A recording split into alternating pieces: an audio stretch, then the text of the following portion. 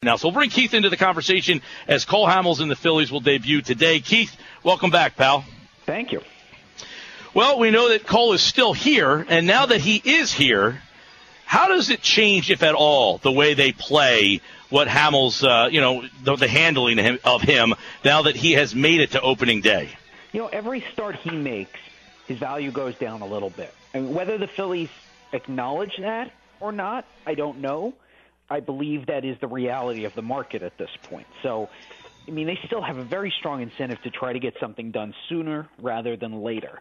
That said, other than the crazy deal we saw last night with Craig Kimbrell, you don't usually see trades made between the early part of spring training and about mid-June or so, which is when the trade deadline just starts to warm up, or maybe you'd say after the draft. There isn't a lot of activity until then. So if you're Ruben Amaro, you probably need to be aggressive, but at the same time, if other teams aren't thinking trade at this point for budget reasons or because they're, right now they're saying, hey, we're healthy, we don't need another starter, there may not be a lot you can do. We may sit here and say he needs to make a trade, but there has to be somebody willing to dance with him on the other side. No doubt. And if you're the Phillies front office, does that trade yesterday give you some hope that there is a possibility to move guys still? Kimbrell's making a lot of money. I know he's younger than Papelbon, but he's making a lot of money for the next couple of years. If you're Ruben Amaro in the Phillies front office, is that a deal that kind of gives you some hope? Well, the Padres are probably the most aggressive team out there in terms of willingness to take on salary and maybe even to do both. Two things in one trade: take on salary and give up some young players. They gave up their top pitching prospect in Matt Whistler. We're also willing to take on Melvin Upton's contract, which was really one of the most unmovable contracts in all of baseball. I would say in a territory with Ryan Howard's in terms of the absolute absence of any trade market for it. So it could give you some hope that if you wanted to, you could structure a larger deal where you're moving Hamels and Howard in some kind of contract, in some kind of trade. But of course, if you do that, you have to accept less of a prospect return. And I don't know that that makes sense for this franchise because the Phillies right now are much weaker in the farm than Atlanta. Atlanta already had a top 10 system before the trade. Philadelphia has a bottom 10 system at this point. So if they're going to trade Hamels, I think they're going to have to be willing to pay some of his salary. And rather than use him to dump another bad contract like Howard's, to say, no, we'll send you Hamels, we'll pay a third or half of what he's owed, give us 3 legitimate prospects because we need it. Yeah, and Hamels throws today against Clay Buchholz and the Red Sox. How realistic do you think the Red Sox are as a trade partner? Is there somebody out there that you think is the team that Hamels will fit best on? I think they're the ideal fit right now. Now, of course, if Zach Greinke gets hurt in Los Angeles, that changes it, then suddenly you could make a pretty good case that they're the ideal fit. The Red Sox right now have the need for the frontline starter and one of the 5 best farm systems in all of baseball. So they can give you the prospects that you want. They can absorb some of the salary, which I'm sure the Phillies would like to at least clear a little bit, and they have the most glaring need of any contender, I think, for a starter of Hamels' caliber. So they're not the only ones, but it won't hurt if Hamels goes out and pitches really well tonight, and that the Red Sox front office and coaching staff can step back and say, this guy's stuff is going to work in the American League just fine.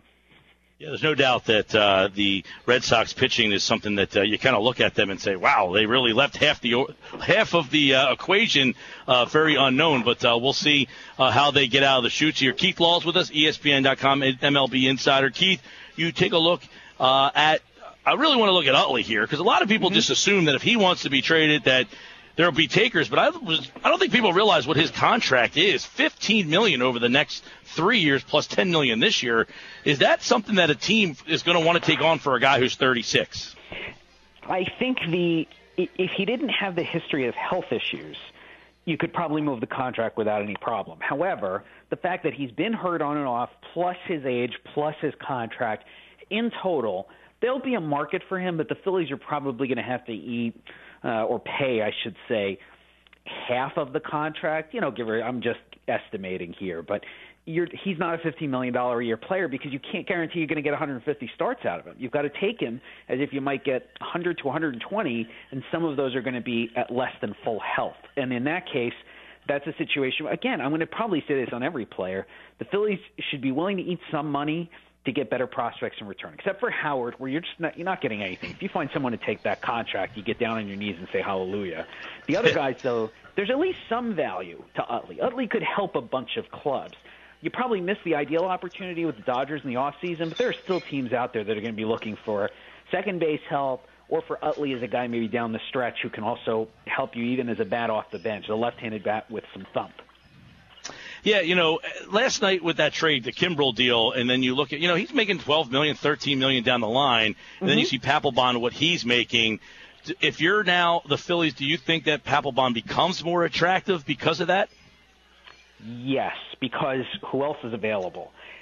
Right now, nobody. I don't think if you want an established closer, and granted a lot of GMs look at that and say they're not so concerned with a proven closer, it's just a guy who can miss some bats today. But if you want a guy who's been in the ninth inning and who's been there in the playoffs, who's sort of battle-tested, Papelbon has that. The threat to you as Ruben Amaro, I'm sort of playing advisor here, is that the Reds are not a very good team. They are going to lose Aroldis Chapman to free agency after next season. At some point in the next 12 months, he's changing uniforms. I have very little doubt that he's going to be out there. You want to move Papelbon before Walt Jocketty says, well, Aroldis is available, because then everybody who needs a closer is going to go to him first and you second. So you've got probably a short window here with Kimbrel moved and Aroldis not on the market to get something back for Papelbon.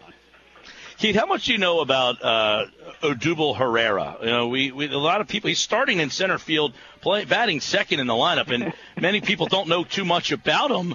Rule 5 guy, young kid, but going to bat second and play center today.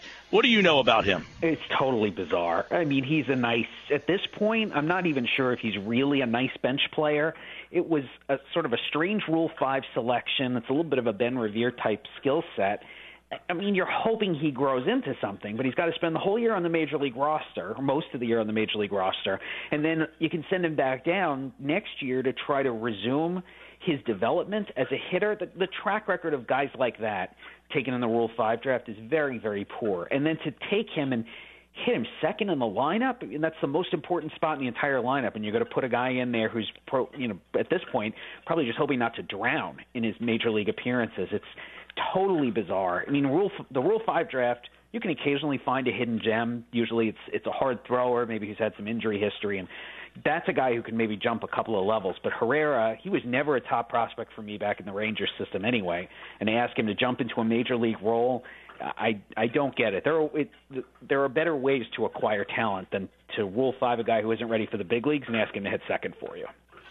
Keith, obviously the Phillies are a team that you would like to see them use younger players. They don't have very many of them, so you're seeing Grady Sizemore and Jerome Williams and Aaron Harang. But are there guys that are in the pipeline that you would like to see at some point this year? Yeah, I mean, look, J.P. Crawford, we know, is the top prospect. He probably isn't going to be ready till the very end of the season. So, as much as we can and probably will continue to talk about him, they're not going to rush him. They shouldn't rush him, because then it becomes sort of a job-saving type move, and I don't want to see that at all. Guys who are close to the big leagues, we've talked about Aaron Nola. I really think he could pitch for them in the majors at some point this year. Kelly Dugan probably should get a shot at the big league roster, at least as a bench guy, and maybe give him some starts in one of the outfield corner just to see if it's not a lot of plate discipline, but it's a pretty good swing, good athlete. I think he'll be a good defender. You can find some value there. Matt Imhoff, who was drafted last year, lefty, probably a fifth starter type, shouldn't be too far from the big leagues. And then the big wild card is Michael Franco. I don't know what the plan is for him anymore. It looks like Cody Ashley's going to get another shot at the third base job. That's fine if you're going to move Franco full-time to first base, and then you got to move the guy you've got over there. Franco's got some question marks, but at some point you're going to have to let him play. Yeah, I was going to ask you about that with Ashe. If you're in a situation where your best player in the minors, where one of them is a third baseman, would you have rather seen them have Ashe learn how to play the outfield this particular spring training? Yes, something. I mean, that is a good suggestion, one of several ways they could have solved the potential logjam. If you believe in that front office, two of the best young position players you have who are ready for the major league roster are both at the same position, then you've got to figure out which one of these guys is more likely to stay at the position long term, and then move the other one to something he can play better. For Franco, it would be first base. For Ashe, you'd probably give him a shot in left or even right field and just see what it looks like. Sometimes guys who don't seem to be super athletic can go to the outfield and turn themselves into very good defensive players. Like Alex Gordon he's not fleet of foot. He was never a great defensive third baseman, certainly not once he got into pro ball, and turned himself into a Gold Glove caliber left fielder. So you got to see what it looks like, but you have to make a decision. This feels almost like a decision deferred. We just don't want to punt on either of these guys at third base. Well, the problem is now you're retarding somebody's development, probably Franco, by returning him to AAA, a level we know he's going to hit at. This is a guy who needs to learn how to lay off big league breaking stuff, and he's not going to be able to learn that in AAA. Well, and Cody Ashe, Keith, not the best defensive third baseman either. He's hurting you playing defense at that spot. No, I agree. And Franco may actually be better because Franco has probably a little less in terms of agility and speed, but he's got better hands and he's got a better arm, and it's a pretty accurate arm. So maybe you can do that. He ends up being the third baseman where you say, well, as long as it's hit to him, he's fine. And he's just not going to have a lot of range. And eventually you're hoping for someone better, but in the meantime, he might be the stronger option, in which case, again, it's back to your suggestion. Give Ashe some starts in the outfield in spring training. That's what spring training is best for. Don't evaluate guys on 20 at-bat samples against garbage pitchers. Evaluate how did they look? How's his swing? How's he moving? What is his defense like at this new position? Do we think he has a chance? And it seems like Phillies just didn't do any of those things, which is why I said it's like a decision deferred.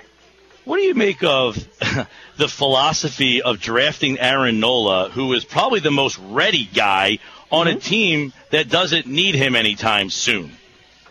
It was strange. I mean, the whole draft last year was strange. The team that had always gone for ceiling and taken lots of high-risk, high-reward high school players, which I was fine with. That is a legitimate philosophy, and they'd had some success with it. They did a complete 180 and took low-ceiling, major league-ready college players, mostly pitchers. Well, that's fine if the thought is our system stinks and we're facing a sort of pitching apocalypse where we're just not going to have 5 legitimate starters to run out there on opening day. You take a couple guys who are ready or close to ready. I mean, Nola was ready. Imhoff probably isn't far behind.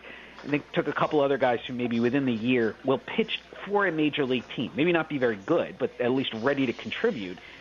They did that, and then we talked last time I was on about how they didn't even bring Nola to Major League spring training, which makes no sense. So if you're going to do that in the draft, then follow through developmentally and get those guys to the big league roster as quickly as possible. And for reasons unknown, they've chosen not to do that with the guys they just made their top selections last June.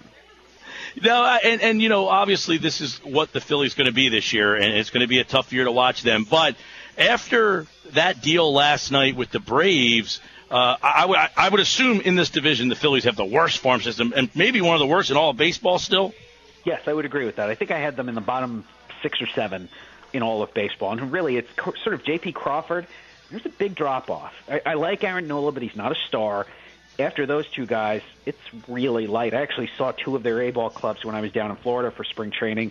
Looked around and realized there wasn't anybody worth writing up because there was a bunch of failed prospects, guys who haven't developed or guys who are just too far away to really worry about at this point. So in that National League East right now, how far away are you from the next team up? I mean, it seems that they are clearly the worst. Is there just a huge gap between them and the rest of that division? Well, everybody else has a good farm system. The Mets and Atlanta are both top, I think I got them both top 6 in baseball. The Marlins are thin, but have better premium prospects than the Phillies, who really just have Crawford at this point. And Washington, despite the fact that they've been at the top of the division, have drafted fairly well. They've been aggressive, going to get a guy like Giolito when he was hurt, and otherwise would have been picked probably 10 to 15 spots higher, and also managed to swing a nice trade this offseason to bring in 2 legit prospects in Joe Ross and Trey Turner. So the Phillies are pretty significant disadvantage at the minor league level compared to the other 4 clubs ahead of them. So even though they're in the major leagues this year, they might not be that far behind Atlanta in the standings. Atlanta is well poised to turn this club around the next 2 to 3 years, and the Phillies are probably more like a 4 or 5 year rebuild. How much did that trade help them? Did you like the deal for Atlanta? Loved it. But I really loved it because they cleared so much money. They dumped Kimbrel's contract was fine for what he is, but he's a reliever, and they get hurt all the time. And, I just look at what Kimbrel's done. It's really unprecedented in Major League history. How long can it possibly last? And if you don't feel like you could know, you don't want to commit to this guy for 2-3 more years.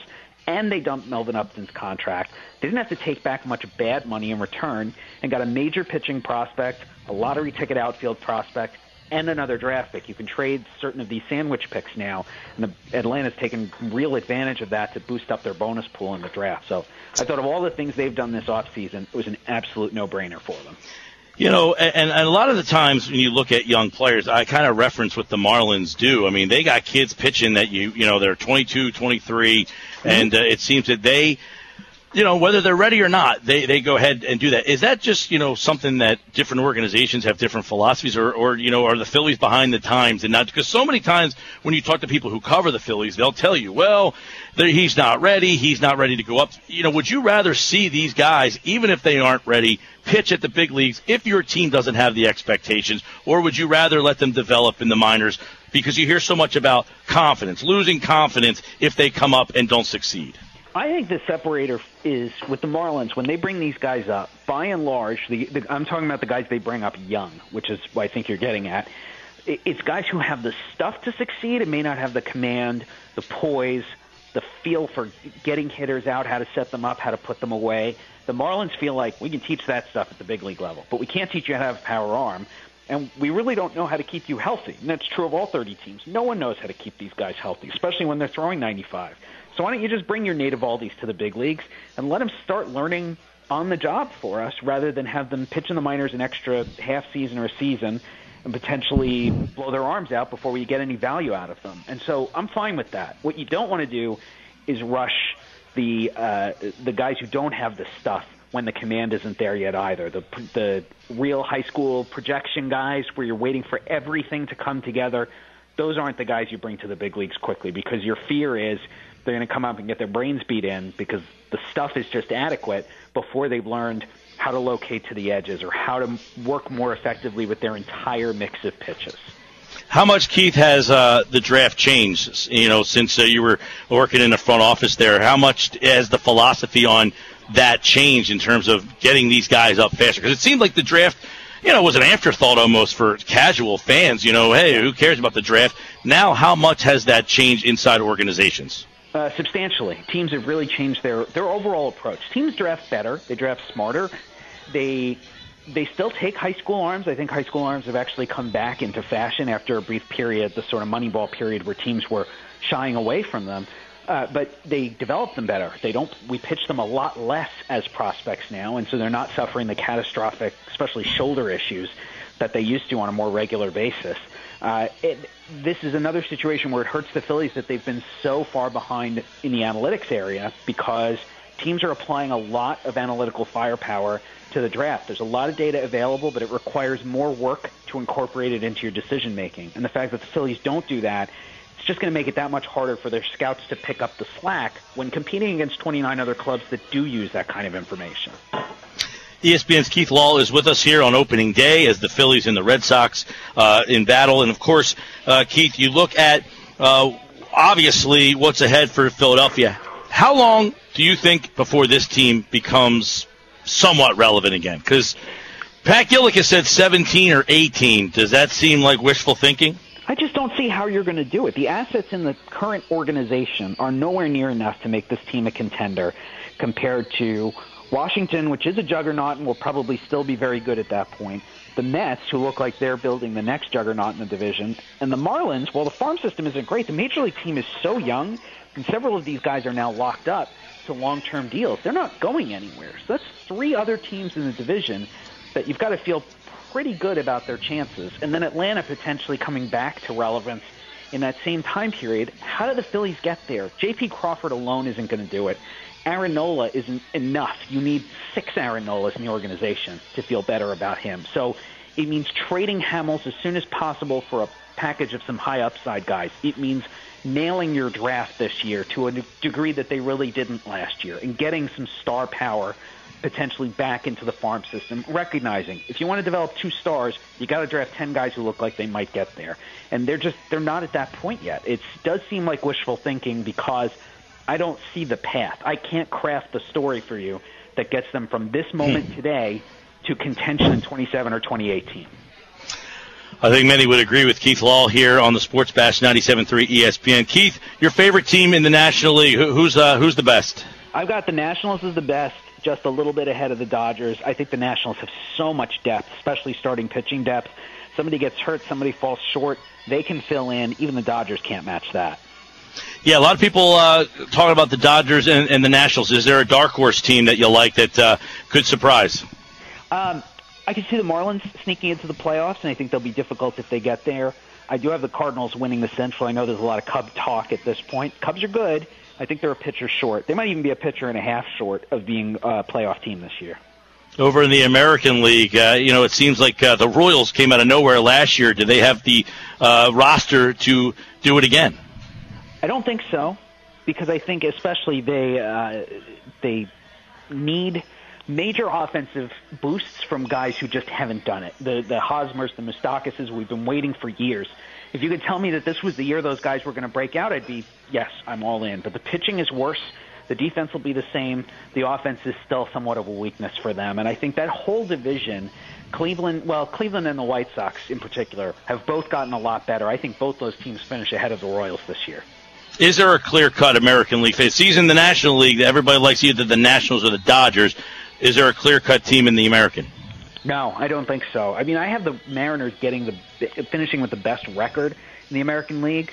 But if you told me, nope, they're going to miss the playoffs entirely, I'd say, okay, I can believe that, because it's probably only about a 5-6 game swing between being the best team on paper and being a team that misses the playoffs by a game. I just had them there because I think their starting rotation is so strong, and the offense now looks like it's good enough. Not great, but certainly good enough to support what should be an excellent 1 through 4 in the rotation.